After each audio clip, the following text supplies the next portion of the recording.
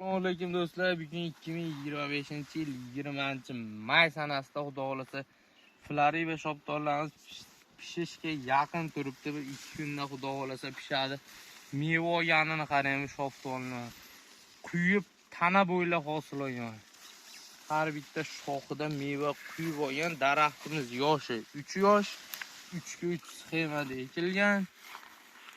Xudo xolasa zo'r bo'lib, hozirda hosili 15 kilo 20 kilo beryapti. 3 yoshli daraxt. Daromad olaman degan akalarga, yaxshi daromad bo'lyapti, qaysi ko'chadi degan odamlarga Floriba shoptorlarimizni ham tavsiya qilamiz.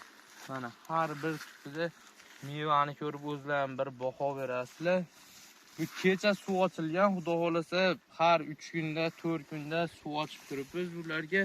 Buni chanqatib qo'ysangiz, jicha mayda bo'lib qoladi. Uchun suv berib, yaxshilab suv ochib nima qilish kerak? Suv ochib yetiltirish kerak. Bu shoftorni suv ochmasangiz mayda bo'lib qoladi, kalibr yo'q bo'ladi.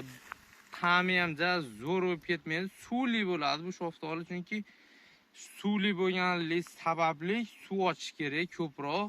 Suv ochsangiz keyin pishib, yetilib, qizarib o'ta zo'r ta'mga ega bo'ladi. Bu shoftorning ishonchli ko'chatlaridan murojaat qilaverasizlar. Nomerlar profilda bo'ladi. Bu har bir tutida shunchadan meva bo'laman. Bog'da o'zlaring bir ko'rib baho beringlar. Ekmoqchi bo'lgan odamlarga, shoftor ekaman degan odamlarga tavsiya qilamiz. Floriba shoftolisini eksportga ham oladi, o'zimiz ichki bozorda ham xudo xolasa zo'r tortib turgan shoftorlardan biri.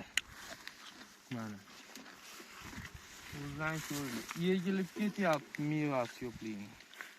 Mevani qarang, bunday besh ketasida. Sog' bo'ling.